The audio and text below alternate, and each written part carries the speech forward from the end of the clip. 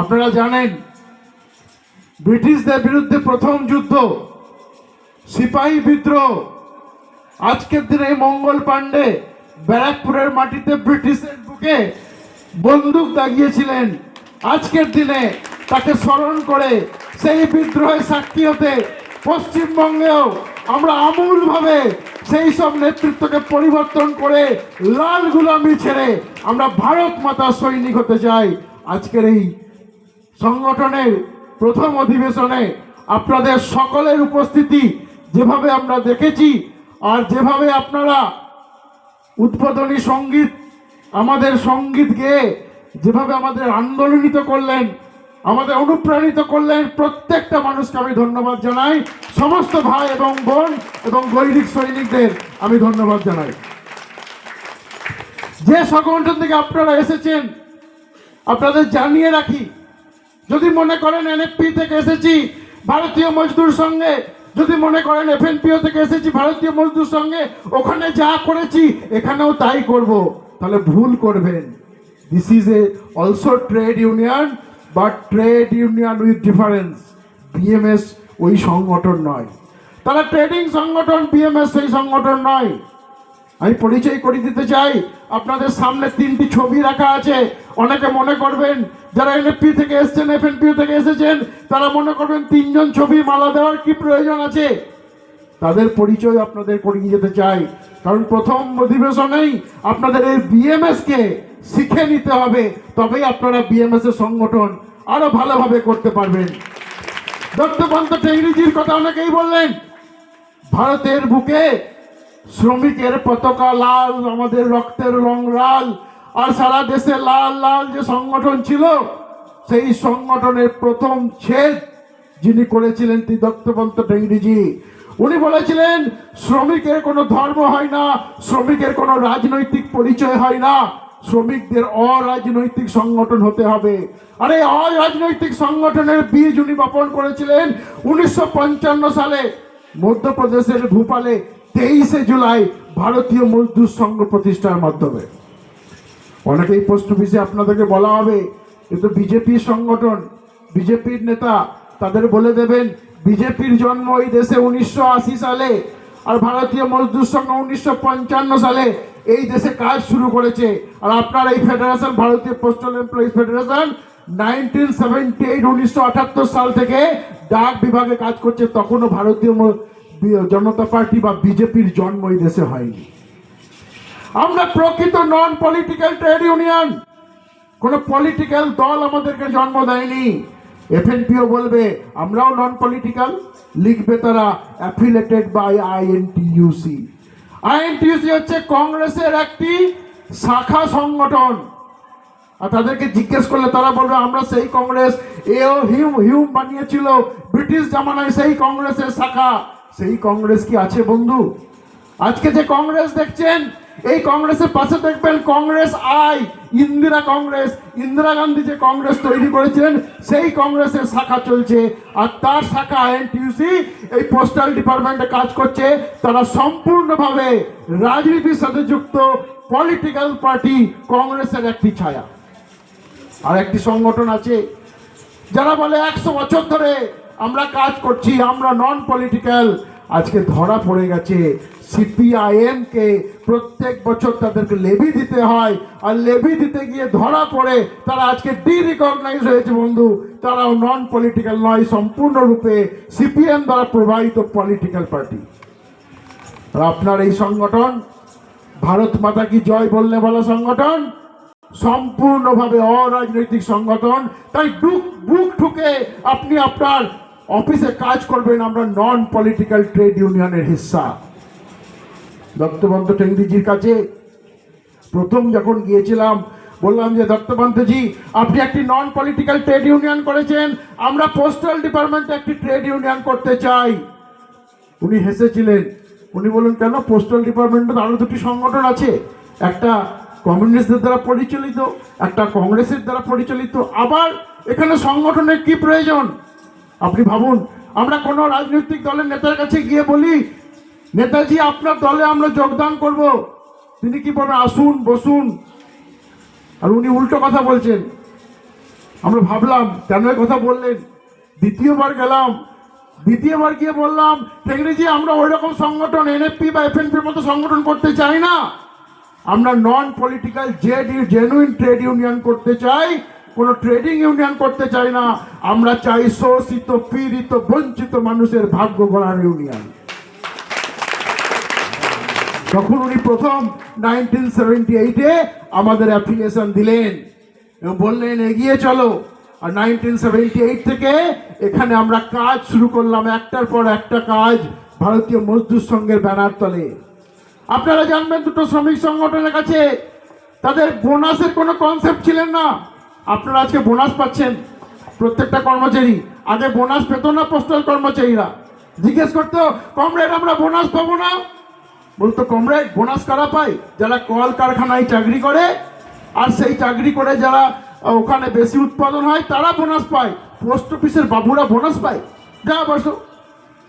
Comrade পিছনে গিয়ে বসে পড়তেন আর ভাবতেন এ তো ঠিকই, আমাদের তো পাওয়ার কথা না। কিন্তু দত্তবন্ত ঠেঙ্গড়িজি বললেন bonus is a belated salary. আপনি 12 মাস কাজ করবেন, 13 মাসের বেতন 1 মাসের বেতন আপনাকে বোনাস হিসাবে দিতে হবে। আপনি সারা বিশ্বে সাপ্তাহিক পেমেন্ট হয়, 1 মাসে 4 সপ্তাহ হয় আর 12 মাসে 48 সপ্তাহ, আর আপনি কাজ করেন 52 সপ্তাহ। যে এক্সট্রা 4 সপ্তাহ কাজ করছেন, এই 4 সপ্তাহ কাজের জন্য 1 মাসের বেতন আপনাকে বোনাস হিসাবে দিতে হবে। এবং দত্তবন্ত ঠেঙ্গড়িজি বললেন যে বোনাস আজকের কথা না, আরেকজনের পরিচয় করার জন্য এই প্রসঙ্গটা আনলাম। পাশে দেখুন একটি ছবি আছে, হাতির পিঠে চেপে আর হাতে অজস্র শ্রমিকের চিহ্ন আছে। তার নাম বিশ্বকর্মা ভগবান। বিশ্বকর্মা ভগবানজি কে ছিলেন? সারা ভারতবর্ষের যে প্রান্তে যান, একটা সোনার দোকানে যান, একটা সাইকেল রিপেয়ারিং শপে যান, দেখবেন একটা বিশ্বকর্মার ছবি লাগানো আছে। আর সেখানকার কর্মচারী তার জিনিসপত্র যেগুলো ওজার মেশিনপত্রকে পরিষ্কার করে, একদিন বিশ্বকর্মা জয়ন্তীর দিন পরিষ্কার করে তার চরণে রেখে একদিন শ্রমিক দিবস পালন করে। এই বিশ্বকর্মা ভগবানও শ্রমিকদের দেবতা ছিল। এই বিশ্বকর্মা ভগবানও ট্রেড ইউনিয়ন লিডার ছিলেন। আর ওনার একজন শিষ্য ছিল, তার নাম শুক্রাচার্য। আমরা জানি দৈত্যগুরু শুক্রাচার্য বলে। উনি একটি বই লিখেছিলেন, তার নাম শুক্রনীতি।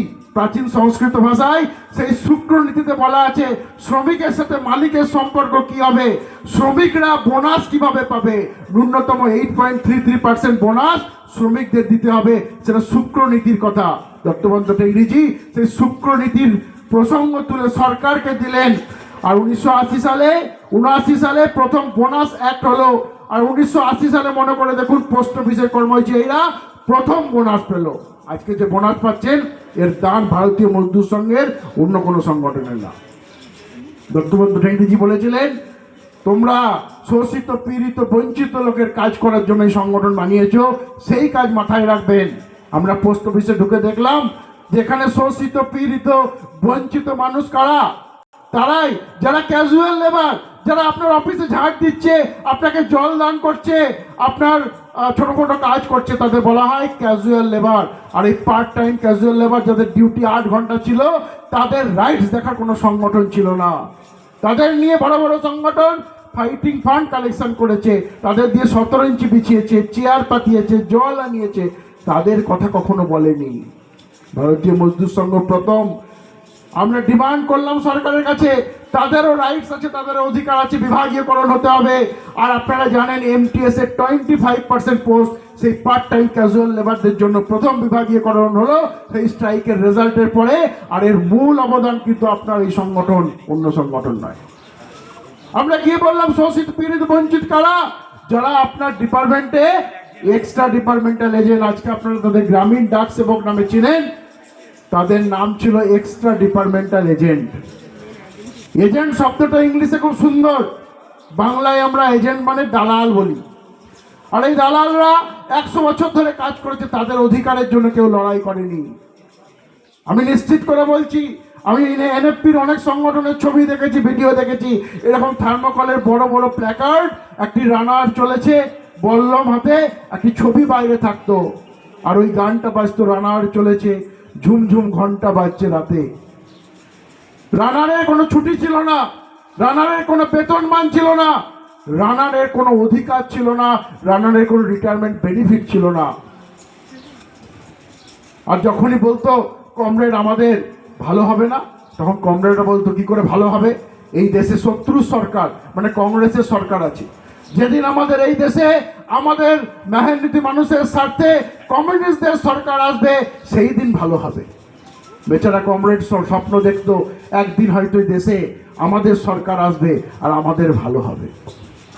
আর একদিন এমন হয়েছিল এই দেশে কমিউনিস্টদের সরকার এসেছিল, আর সেই সরকার আসার পরে চরম হর্ষ ছিল কমরেডদের মধ্যে যে এবার কিছু হবে। তারা নেতাকে বললেন যাও দিল্লি, ফাইটিং ফান্ড কালেকশন করে দিচ্ছি। আর ফাইটিং ফান্ড কালেকশন করে দিল্লি গেলেন নেতা, ঘুরে এলেন আর বললেন না গো কোনো কাজ হলো না। কেন কমরেড? না সরকার বলেছে আমাদের কাছে অনেক কাজ আছে, ইডিদের নিয়ে কাজ করার সময় আমাদের নেই। দুবার ক্যাবিনেট সমস্ত পোস্ট অফিসে যা যা ফাইল ছিল রিটার্ন করে দিয়েছে, কোনো কাজ হয়নি। শত্রু সরকারে হয়নি, মিত্র সরকার যুক্তফ্রন্ট সরকারেও হলো না। কখন হলো সেই ইডিদের কাজ? একটু হিসাবটা নিয়ে দেখুন, ইতিহাসটা জানুন। যেদিন এই দেশে অটল বিহারী বাজপেয়ীর নেতৃত্বে এনডিএ সরকার এসেছিল, যেদিন আমরা গিয়ে বলেছিলাম সরকার বাহাদুর আমাদের একটা বড় কর্মচারী আছে যাদের নাম এক্সট্রা ডিপার্টমেন্টাল এজেন্ট, এদের কোনো ছুটি নাই, এদের কোনো বেতন মান নাই, এদের কোনো ইনক্রিমেন্ট নাই, এদের কোনো রিটায়ারমেন্ট বেনিফিট নাই। উনি বলেছিলেন কি করতে হবে? আমরা বলেছিলাম প্রথম কাজ যেটা করতে হবে তার সেটা হচ্ছে এই এক্সট্রা ডিপার্টমেন্টাল এজেন্ট নাম চেঞ্জ করে গ্রামীণ ডাক সেবক করতে হবে। গ্রামীণ ডাক সেবক নাম উনি করেছেন।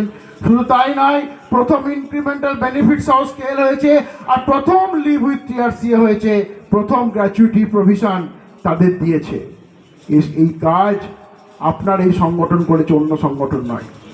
আপনার মনে প্রশ্ন আসতেই পারে, আপনি বলছেন যে নন পলিটিক্যাল ট্রেড ইউনিয়ন, তাহলে বিজেপি যখন ক্ষমতায় আসে তখন কাজ হয় কি করে? নিশ্চয়ই হয়।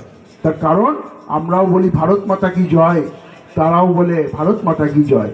আমরা রাষ্ট্রহিত সর্বোপরি ব্যানারের উপরে লিখেছি, দেখুন রাষ্ট্রহিত সবার আগে, তারপরে লিখেছি বিভাগহিত, যে বিভাগে আমরা খাই পড়ি সংখ্যা নিই সেই বিভাগহিত, তারপরে কর্মচারী হিত। রাষ্ট্রহিত ভারতীয় জনতা পার্টিও করে। আর তার কারণ হচ্ছে যে বিজেপি ওয়ালারা যে স্কুলে পড়াশোনা করেছেন আমরাও সে একই স্কুলে পড়াশোনা করেছি, আর সেই স্কুলের হেডমাস্টারের নাম রাষ্ট্রীয় স্বয়ংসেবক সংঘ। যখন বিজেপি আমাদের কথা শোনে না তখন আমরা হেডমাস্টারের কাছে যাই, বলি মাস্টার মশাই আমাদের সহপাঠী আমার কথা শুনছে না। তখন হেডমাস্টার কি করেন? আর তখন শোনেন। তাই বিজেপি যখন আসে আমাদের কথা বেশি শোনে। আর তাই হয়েছিল যে ইডিদের সমস্যার বড় সমাধান আমরা করেছিলাম। আপনাদের ভিতরে অনেক পোস্টম্যান নেতারা আছেন, আপনারা জানেন প্রথম পে কমিশন থেকে পোস্টম্যান তাদের যে সম্মান, সেই সম্মান ছিল রাষ্ট্রীয় পুলিশ বলের সমান। আর রাষ্ট্রীয় পুলিশ বলের বেতনমান পোস্টম্যানের বেতনমান সমান ছিল। আজও দেশে পোস্টম্যানকে ফেস অফ দ্য ডিপার্টমেন্ট বলা হয়। অলিতে গলিতে গ্রামে গঞ্জে পোস্টম্যান আপনার ফেস অফ দ্য ডিপার্টমেন্ট। আর আজকেও কোনো আদালতে যদি সাক্ষ্য গ্রহণ করতে হয় তাহলে একটা পুলিশ আধিকারিক যদি সাক্ষ্য দেয় আর একটি আমার পোস্টম্যান ভাই যদি সাক্ষ্য দেয়, জজ সাহেব পোস্টম্যান ভাইয়ের সাক্ষ্যটা নেয়, পুলিশের সাক্ষ্যটাকে ক্যান্সেল করে দেয়। এই সম্মান ছিল প্রথম পে কমিশন থেকে। কিন্তু পঞ্চম বেতন কমিশনে এই পোস্টম্যানের বেতনমান হয়ে গেল 2750, আর সেন্ট্রাল পুলিশ ফোর্সের বেতনমান হয়ে গেল 3250। এত বড় অ্যানোমালি এত বছর পর হওয়ার পর কারো কোনো ভূক্ষেপ ছিল না। তখন সরকার ছিল কংগ্রেসের, মৌনী বাবা সরকার। আমরা বলেছিলাম এফএমপিও লিডারদের আপনারা সরকারকে বলুন এই এতদিনের যে বিষয়, এই বিষয়টাকে পরিবর্তন করেছে, এটাকে ঠিক করতে হবে। 10 বছর সরকার চলেছিল, তারা কিন্তু কোনো পরিবর্তন করতে পারেনি, তারা করেনি। কবে পরিবর্তন হলো? যখন আবার এই এনডিএ সরকার এলেন, মাননীয় নরেন্দ্র দামোদর দাস মোদীজির নেতৃত্বে, আবার যখন আমাদের কথা শোনার একটা জায়গা তৈরি হলো, আমরা গিয়েছিলাম, আমরা বলেছিলাম এবং সরকার সেটা শুনেছিলেন এবং পোস্টম্যানের সেই স্কেল আবার সেম করে দেয়, আর এরিয়ার সহ সমস্ত পোস্টম্যান ভাইদের পেমেন্ট হয়েছে। এইটা করেছে ভারতীয় পোস্টাল এমপ্লয়িজ ফেডারেশন, অন্য কোনো সংগঠনের কোনো ভূমিকা নেই। আপনারা জানেন অন্য সংগঠন কি করছে আপনাদের? একটু ব্যাখ্যা করে দেখুন। পোস্টাল অ্যাসিস্ট্যান্ট হিসাবে আপনারা, সর্টিং অ্যাসিস্ট্যান্ট হিসাবে আপনাদের এই বিভাগে জন্ম, আর যেদিন মরবেন মানে রিটায়ার করবেন সেদিনও আপনি সর্টিং অ্যাসিস্ট্যান্ট, পোস্টাল অ্যাসিস্ট্যান্ট। মাঝে এলএসজি হলো, ক্যাডার রিস্ট্রাকচারিং, একটা সিঙ্গেল হ্যান্ড পোস্ট অফিসে পোস্টমাস্টার, এলএসজি সুপারভাইজার।